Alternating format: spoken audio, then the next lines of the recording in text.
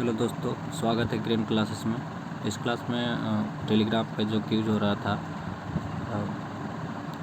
वो उस history second date दिया हुआ इसमें, अब डेट दे सकते हैं। उसी डेट का जो क्यूज हुआ था हिस्ट्री का, उस 20 क्वेश्चन थे, उसका डिस्कशन करेंगे हम लोग, ऑब्जेक्टिव क्वेश्चन का।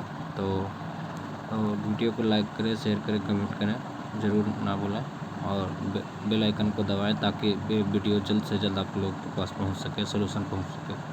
आप लोग टेलीग्राम चैनल पर जुड़ सकते हैं और नंबर दिया हुआ है, उस नंबर पे नंबर से कांटेक्ट कर सकते हैं एनी प्रॉब्लम। तो पहले प्रश्न की ओर बढ़ेंगे हम लोग। तो पहला प्रश्न है, कृषि प्रशासन के क्षेत्र में अलाउद्दीन खिलजी का सबसे बड़ा योगदान निम्नलिखित में से कौन सा रहा? तो वह किसानों को राज्य के साथ सीधे संपर्क में लाया। उन्होंने बिचौलियों को कम करने के लिए नियंत्रण करने का प्रयास किया। वह पहला शासक था जिसमें राजस्व के आकलन के लिए भूमि के मापन की प्रथा प्रारंभ की। गाँव का लेखा परीक्षण किया। इसका सी आंसर सही होगा। शासन के सेवा में न करने वाले अथवा अयोग्य लोगों को दी गई एकताओं को छीनकर खलीस, यह वह भूमि थी जो राजा को प्रत्यक्ष नियंत्रण में रखा और भूमि मिला दिया।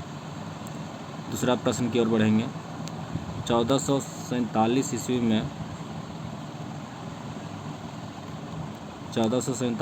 में ब्रह्मणी राज का दौरा करने वाला यात्री कौन था? 1487 ईस्वी में ब्रह्मणी राज का दौरा करने वाले यात्री कौन था? तो पहला मार्को पोलो, दूसरा निकोलो कॉटी, तीसरा अर्थनेसिस निकितिन, चौथा है इवन बतूता। तो C option is right answer है, अर्थनेसिस निकितिन। 1417 ईस्वी में रूसी यात्री निकितिन ब्राह्मी समाज का यात्रा पर आया और इस समय ब्राह्मी समाज पर ताज-उद-दीन फिरोज का शासन था। ब्राह्मी सल्तनत का शासनकाल 1347 ईस्वी से 1518 ईस्वी तक दक्कन का एक इस्लाम राज्य था। यह स्थापना 3 अगस्त 1347 ईस्वी को एक तुर्क अफगान सूबेदार अलाउद्दीन बहमन शाह ने की थी। इसकी प्रतिद्वंदी हिंदू विजयनगर साम्राज्य था। 1518 ईस्वी में इसका विघटन हो गया, जिसके कारण गोलकुंडा, बीजापुर, बिदर, बिरार और अहमदनगर के राज्यों का उदय हुआ। इन पांचों को सम्मिलित होने से इसे दक्कन का सल्तनत भी कहा जाता है। तीसरा प्रश्न की ओर बढ़ेंगे हम लोग। तो तीसरा प्रश्न है, भारत में सूफीवाद का संस्थापक कौन था? सूफीवाद का संस्थापक, पहला ऑप्शन पढ़ेंगे ख्वाजा कुतुबुद्दीन बख्तियार खिलजी, दूसरा ऑप्शन पढ़ेंगे शेख निजामुद्दीन औलिया, तीसरा ऑप्शन पढ़ेंगे शेख नसीरुद्दीन मोहम्मद, चौथा ऑप्शन में ख्वाजा मोइनुद्दीन चिश्ती। तो इसके ऑप्शन पढ़ेंगे तो इसका आंसर सही होगा डी, ख्वाजाद्दीन मोइनुद्दीन चिश्ती। भारत में चिश्ती परंपरा को प्रथम संत शेख उस्मान के शिष्य ख्वाजामुद्दीन चिश्ती इनके शिष्य थे। प्रथम शेख उस्मान का शिष्य थे। मोइनुद्दीन चिश्ती 1192 ईस्वी में मोहम्मद गौरी के साथ भारत आया था। इन्होंने चिश्ती परंपरा की नींव रखी थी। चौथा प्रश्न की ओर बढ़ेंगे। विक्रमशिला विश्वविद्यालय का संस्थापक कौन था? विक्रमशिला विश्वविद्यालय का संस्थापक, पहला ऑप्शन है देवपाल, दूसरा ऑप्शन है हर्षवर्धन, तीसरा ऑप्शन है शासक और चौथा Dharmapal. D answer is right, Dharmapal. राजविहार, धर्मपाल के बारे में बात करते हैं तो राजविहार से बिलोंग करता था, जिला भागलपुर से। विक्रमशिला विश्वविद्यालय राजविहार जिला भागलपुर में है। विक्रमशिला विश्वविद्यालय नालंदा के समकक्ष माना जाता था। इसका निर्माण पाल वंश के शासक धर्मपाल 770 ईस्वी और 810 ईस्वी के बीच करवाया था। 8वीं सदी में पाल वंश के शासक धर्मपाल द्वारा बिहार प्रांत में भागलपुर के विक्रमशिला विश्वविद्यालय की स्थापना की गई। अब 5वां प्रश्न की ओर बढ़ेंगे। सिकंदर ने भारत पर आक्रमण करते समय उस पर मगध शासक कौन था? सिकंदर जब भारत पर आक्रमण करा था उसका मगध शासक कौन था? तो पहला नंद, दूसरा शिशुनाग, तीसरा हर्यक और चौथा मार। तो इसका पहला ऑप्शन ही सही होगा क्योंकि नंद वंश सबसे प्राचीन वंश है। तो नंद वंश के बारे में, सिकंदर के बारे में हम बात करेंगे। तो सिकंदर के बारे में बात करते हैं तो सिकंदर के आक्रमण के समय लगभग संपूर्ण उत्तर भारत नंद वंश के शासन में था तथा उस समय घनानंद मगध का शासक था। जन्म हुआ था 20 जुलाई, सिकंदर को जन्म हुआ था 20 जुलाई 365 ईस्वी पूर्व यूनान में और मृत्यु हुआ था 10 या 11 जून को 323 ईस्वी पूर्व बेबीलोन में। तो पिता का नाम फिलिप था, माता का नाम ओलंपियस था। सिकंदर अपने पिता के मृत्यु के पश्चात अपने सौतेले भाई और चचेरे भाई की हत्या करने के बाद मेडसोनिया के सिंहासन पर बैठा और अपनी महत्वाकांक्षा के कारण वह विश्व विजय के लिए निकला। नंद वंश के बारे में बात करते हैं तो नंद वंश प्राचीन भारत का एक राजवंश था। पुराणों में इसे महाजनपद कहा गया है। नंद वंश के प्रथम सम्राट थे पुराणों तथा विशाखत के मुद्रासस के अनुसार वह एक शिशुनाग वंश थे। 6ठा प्रश्न की ओर बढ़ेंगे। निम्नलिखित में से किस भाषा का दलित साहित्य अधिक उजागर हुआ? तो ऑप्शन है मराठी, सी। 7वां प्रश्न की ओर बढ़ेंगे। निम्नलिखित में से कौन सा असममेव एकल निकृत है? मोहिनी अट्टम है, जो डी ऑप्शन सही है इसमें। मोहिनी अट्टम भारत के केरल राज्य में 2 शास्त्रीय नृत्य है। एक है जो अभी भी काफ़ी लोकप्रिय है, केरल की एक अन्य शास्त्रीय नृत्य कथकली है। मोहिनी अट्टम नृत्य शब्द का अर्थ है मोहिनी। 8वां प्रश्न की ओर बढ़ेंगे। पंडित भीमसेन जोशी संबंध है किस चीज़ से?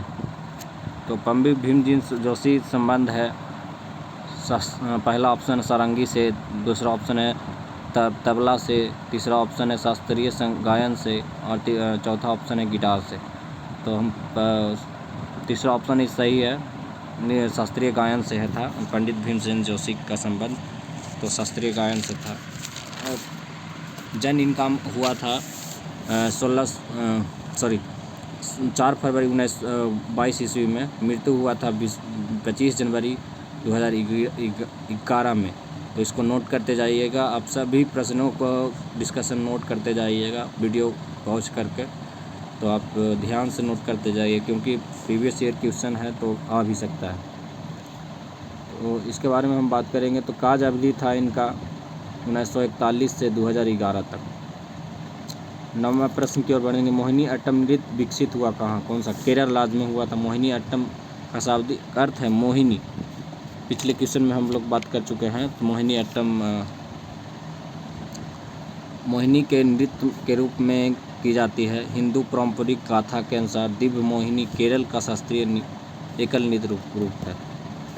और 10वां प्रश्न की ओर बढ़ेंगे। 10वां प्रश्न। श्री पेंदुरम जो दक्षिण भारत के मंदिरों में का जन्मभूमि है, कि रामानुज का, आदि शंकर का, राजीव गांधी का, इनमें से कोई का था? मुझे लगा कि राजीव गांधी है।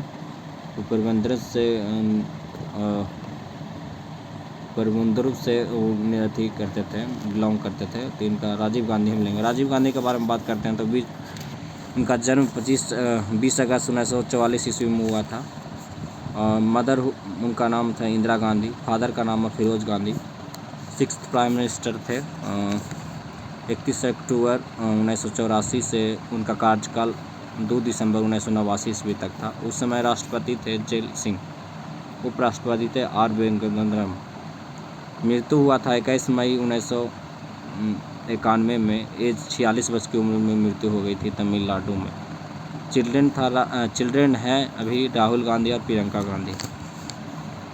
और अवार्ड से सम्मानित किया गया था। इनको भारत रत्न से सभी सम्मानित किया गया था। राजीव गांधी के बारे में बात करते थे, इनको भी भारत रत्न का से सम्मानित किया गया था 1911 ईस्वी में। 11वें प्रश्न की ओर बढ़ते हैं तो हम लोग बात करेंगे एक ईस्वी की 5वीं सदी में जन्मे हुए आर्यभट्ट थे। आर्यभट्ट क्या थे? तो इनको कोई बताने की ज़रूरत नहीं है, ये समझ करके। तो इसका सी ऑप्शन है, तभी मैं बता रहा हूँ, सी ऑप्शन सही है। प्रसिद्ध गणित शास्त्री और खगोल विज्ञाता थे। 12वां प्रश्न की ओर बढ़ेंगे तो इनका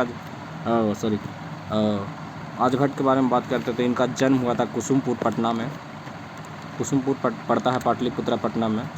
और गुप्त काल में इनका जन्म हुआ था। इनका जन्म हुआ था 476 ईस्वी में। इनका देहांत हुआ 550 ईस्वी में।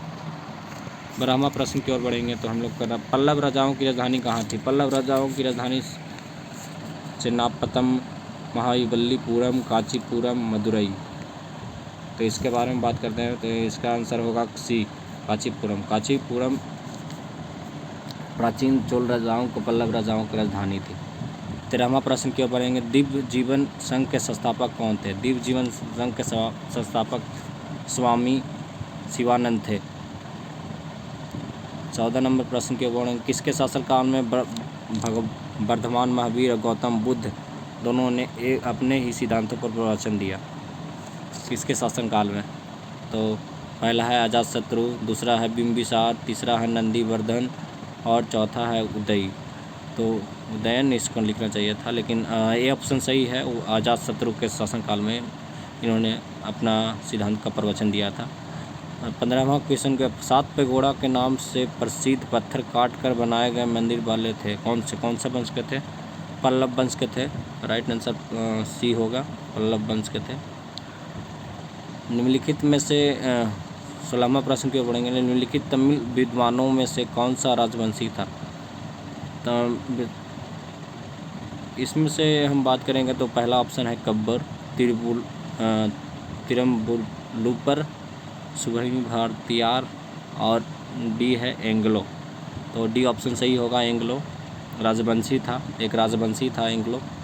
17वां प्रश्न की ओर बात करेंगे तो वैदिक काल में सामाजिक विभाजन का आधार था? वैदिक काल के बारे में हम बात करते हैं तो सामाजिक विभाजन जन्म के आधार पर इन लोग बांटा गया था।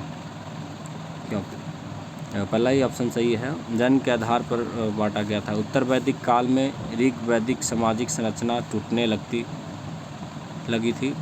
वर्ग व्यवस्था कर्म आधार पर नहीं था बल्कि जन्म के आधार पर निर्धारित की जाने लगी। 18 नंबर प्रश्न की ओर बढ़ेंगे, दक्षिण भारत में द्वीपकल्प में द्रविडियन पद्धति के स्थापत्य और शिल्प का प्रारंभ करने वाले थे? कौन से वंश के किए थे? तो पल्लव वंश के किए थे। तो सी ऑप्शन ही सही हो गया। 19 नंबर प्रश्न की ओर बढ़ेंगे, निम्नलिखित में से कौन सा विजयनगर साम्राज्य का स्थापना किया था? विजयनगर राज्य का स्थापना, तो विजयनगर को हरिहर ने किया था। विजयनगर सम्राट का 1900, इनका शासन काल था 1336 से 1600। मध्यकालीन का एक साम्राज्य था। इनके 310 वर्ष तक राज किया इन लोगों ने। 20 नंबर प्रश्न की ओर बढ़ेंगे, ईसा पूर्व में 11वीं सदी में चील चित्रकाम जिस विख्यात शिव मंदिर को खोजे गए वो कहाँ थे? तंजावुर में। तो ऑप्शन सही है, सी ऑप्शन इस सही हो गया। तो thank you for watching this video. Please like, comment and share. मेरे चैनल को सब्सक्राइब करना ना भूलें। Thank you for watching this video. आगे हम अगले वीडियो में मिलेंगे। Thanks everyone.